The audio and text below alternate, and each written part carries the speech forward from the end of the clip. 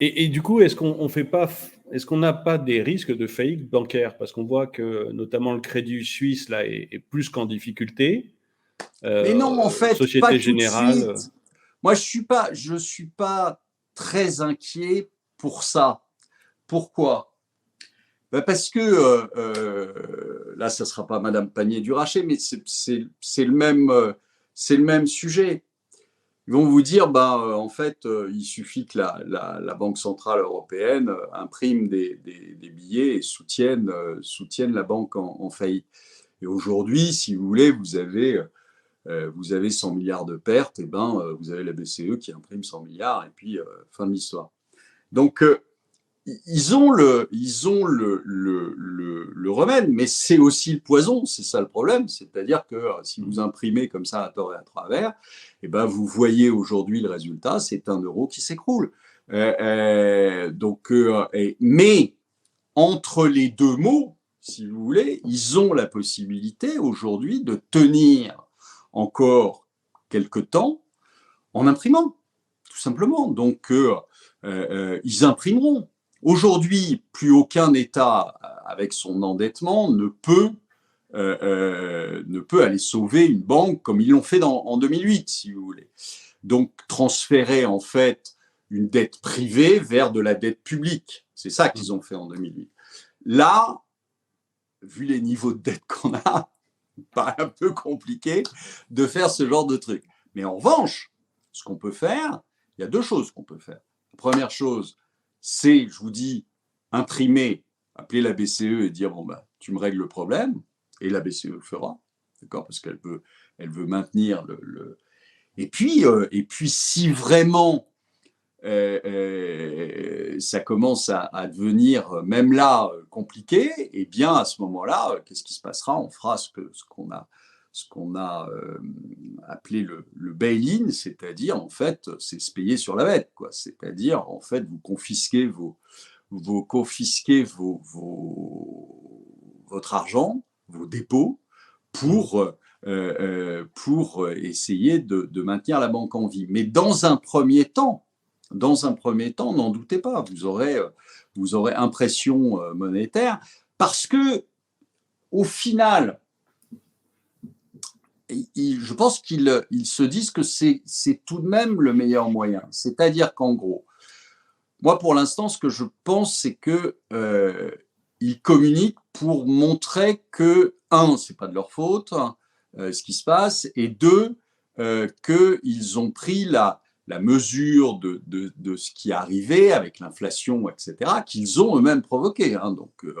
Parce que c'est pas de l'inflation normale, si vous voulez, qu'il y a aujourd'hui. C'est pas de l'inflation parce qu'il y a tout d'un coup une forte demande et qu'il n'y a pas d'offre à adresser. Donc aujourd'hui, c'est pas cette inflation-là qu'il y a, puisqu'il n'y a pas de demande. Donc c'est pas celle-là. L'inflation aujourd'hui, elle vient de deux endroits. Elle vient de la politique zéro Covid de la Chine. Politique zéro Covid de la Chine, ça veut dire quoi? Ça veut dire que dès qu'il y a un rhume, un type qui a le nez qui coule dans un port, on arrête le port, on ferme le port. Évidemment, quand c'est un des grands ports mondiaux, il n'y a plus rien qui rentre, il n'y a plus rien qui sort. À ce moment-là, ça bloque toute la chaîne de production et évidemment, les prix montent. D'accord? Ça, c'est une des raisons de l'inflation. La deuxième raison de l'inflation, c'est tout simplement que vous avez eu pendant des années, depuis 2009, vous avez eu de l'impression monétaire comme on n'en a jamais vu. Ensuite, vous avez eu le Covid, impression monétaire comme on n'en a jamais vu, et qui finit par faire dégringoler la monnaie. Ça, c'est la deuxième source d'inflation. Alors, ça veut dire quoi? Ça veut dire que vous pouvez monter les taux autant que vous voulez, ça ne changera rien. Imaginez bien que c'est pas ça qui va faire que le Chinois, il n'aura pas de rhume. Donc, c'est idiot ce qu'ils sont en train de faire. Mais c'est simplement de la com. C'est pour dire, on s'en occupe. On a bien compris vos problèmes, on a bien compris que c'était pas soutenable pour vous. Donc, regardez, avec nos petits bras, on essaie de faire quelque chose. Comme les gens n'ont absolument aucune culture économique, ça peut fonctionner quelque temps. D'accord? Mais là, au final, ça les arrange parce que vous avez deux moyens de rembourser une dette. D'accord ? Vous avez le défaut. Ouais. Hein, Politiquement, c'est dur. Ouais. Politiquement, c'est pas facile. En tout cas, je vous incite dans ce cas-là à acheter un gilet pare-balles parce que vous ne pourrez plus circuler sans, hein, parce que vous ruinez évidemment tout le monde. Donc, ça peut être difficile après. Et c'est vraiment une décision de votre part. C'est pas de quelqu'un d'autre, si vous voulez. C'est vous qui décidez à un moment de ne plus rembourser. Donc, c'est difficile politiquement. Et puis, vous avez l'hyperinflation. Vous avez l'effondrement de la monnaie. Là, votre dette, elle se rembourse toute seule. D'accord ? Et donc, le truc, c'est, je pense qu'à un moment, les banques centrales vont être obligées je vous dis probablement d'imprimer encore plus pour éviter que les banques s'effondrent, etc. Ce qu'elles feront, même au prix d'un effondrement supplémentaire de l'euro, et au final, elles ne seront pas mécontentes qu'ils s'effondrent. Parce qu'elles savent très bien que c'est le seul moyen pour rembourser la dette. Donc, je vous dis, là aujourd'hui, vous êtes dans cette phase, un peu comme fin 2018, vous êtes dans cette phase où on vous dit ah mais oui, mais c'est reparti, de toute façon on a de la croissance, on peut monter les taux, etc. Bon, c'est archi faux. Et que dès que les marchés vont réellement bien secouer, vous verrez que les banques centrales retourneront leur veste, referont des quantitative easing, referont de l'impression monétaire pour essayer de faire perdurer encore le système un petit peu de temps. Oui, mais cette forte inflation, si on continue à avoir une inflation aussi forte, là, sur les produits alimentaires, en France, on est à 10%, et sur l'ensemble de l'Europe, on est à 10% au global. Si vous avez une inflation qui reste à ce taux-là, ou qui commence à augmenter à 13, 14, on voit que 14%, ça doit être un point de bascule, parce qu'aux États-Unis, dans les années 80, c'est ce qu'ils avaient vraiment obligé à changer de politique. Mais ça veut dire quand même des mouvements sociaux extrêmement forts, et ça veut dire une population qui devient ruinée, quoi. C'est pas. Mais oui, mais je suis désolé, hein, mais vous êtes largement aujourd'hui au-dessus du déclenchement des Gilets jaunes. Vous avez vu des mouvements, vous ? Moi pas. J'en vois pas. Et pourtant, il y aurait de quoi, hein. Il y aurait de quoi avoir des mouvements. Là, vous auriez de quoi avoir tous les samedis 3 millions de personnes dans la rue, hein. Ouais, mais non. Donc, ils ont bien réussi leur coup, hein. Donc, pour moi, la révolte, elle n'est pas tout de suite, parce qu'aujourd'hui, de fait, les Français sont incapables de se révolter. Alors, ils en ont pris plein la gueule, les gilets jaunes, etc. Mais aujourd'hui, la seule façon aujourd'hui de mettre un million de personnes sur les Champs-Élysées, c'est un match de foot, hein. Mais c'est pas l'inflation. C'est un fait. Après, on peut le regretter, on peut dire que ça y est, on va faire la révolution demain. Quelle révolution ? Il y a personne n'est dans la rue et je vous dis, pourtant il y aurait de quoi. L'Élysée s'est barricadé comme un blocos, c'en est ridicule.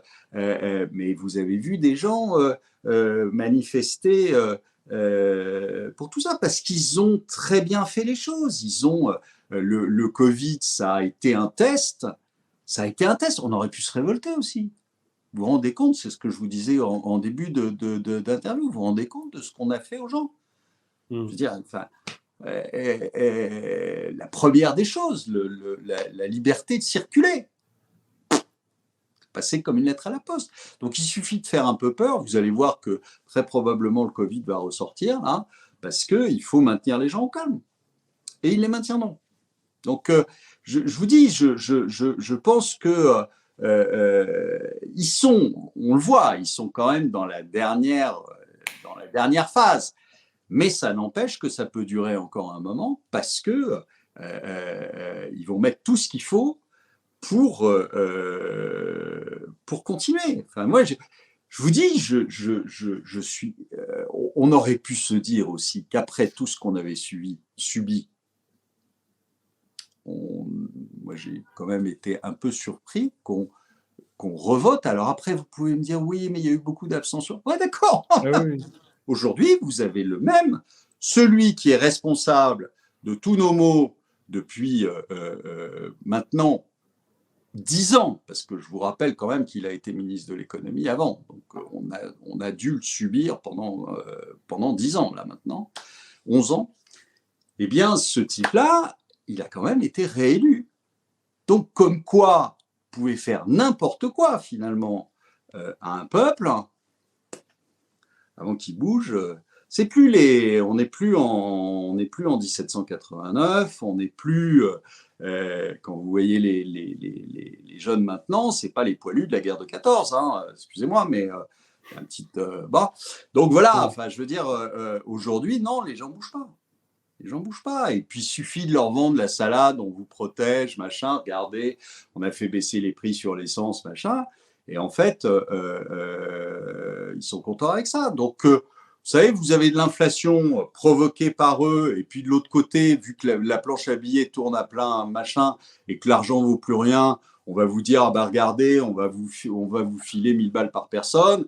Ça coûte rien, hein. Vous pouvez y aller, on va vous filer 1000 balles par personne, et puis comme ça compensera vos pleins. C'est ce qu'on a fait avec 100 balles, hein, mais pas 1000 balles, mais 100 balles. On aurait pu le faire avec 1000 balles, pareil. Hein, de toute façon, on tourne, et puis c'est fait, l'imprimante est branchée, et puis on peut y aller.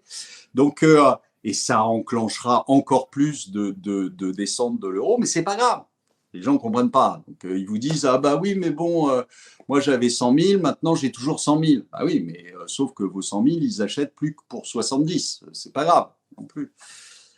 Mais tout ça, je vous dis, aujourd'hui, on est sur de la com, on est sur de la dette. On vous explique que c'est pas grave, de toute façon, on ne paiera pas ou on remboursera pas, donc on fait autant de dettes qu'on veut, etc.